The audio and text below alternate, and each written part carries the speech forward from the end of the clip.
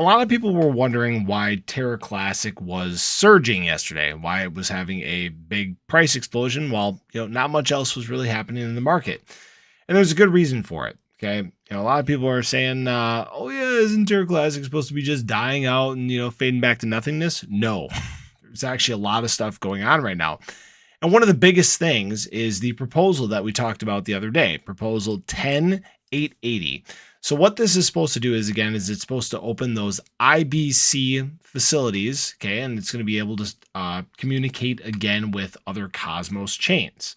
Now, what this proposal was it was brought forth by a community member, and right now community is going through, the voting process on it. And right now it's looking like this is actually going to be passing the quorum soon. Now, what this basically states or shows is that, people want to reopen this communication with the Cosmos chain, and it's already on the roadmap for Terra Classic. It's supposed to actually be coming sometime at the end of this year. Why this is important is because, again, it gives them the ability to, have more liquidity and communicate with other chains and all these sorts of things. It basically reopens its connection with the world. Right now, obviously, Terra Classic is its own isolated thing. And this was done, obviously, to help, prevent impermanent losses when it went through its major collapse. Okay. I lost my train of thought there for a second. When it went through its major collapse earlier this year.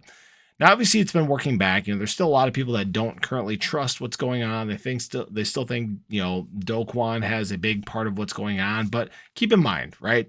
It was left to the Terra Rebels. Okay, this was part of the agreement that was made between Do Kwon, Terraform Labs, and the community. Right?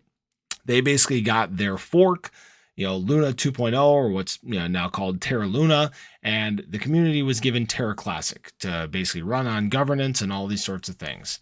And what has been happening so far, again, has been quite extraordinary. You typically don't see these kinds of things when they have an epic major collapse like this come back in the way that they have. Now, obviously, there's still a long way to go, but the price lately has been actually looking pretty good. Here's that little spike I was telling you about. Obviously I'm recording this at night, but this is the big spike that was happening during the day. And again, this was all happening because there's a lot of positivity surrounding, these proposals that are brought forward. This one specifically, because again, this reconnects Terra Classic to, the rest of the world, right? Basically climb out from underneath the big rock and expose yourself again. Well, that's maybe not the right choice of words, but show yourself to the world again, right? And again, this can help with development and, interoperability and all these sorts of things that, right now it doesn't have. So again, just a lot of good things going on for Terra Classic right now. Some people don't like Terra Classic, and guess what? That is quite all right. It's not everybody's cup of tea. But, if you are checking out what's going on and stuff, it's good to know that these things are happening. The burn protocol is working well. Actually, we've seen a big spike in volume today. As you can see, we went from about 150 million a day in volume up over 600 million. So a big spike in people checking out what's going on. But we'll obviously see what happens. There's obviously still some big events coming up. We know we have the midterm elections in just 2 days.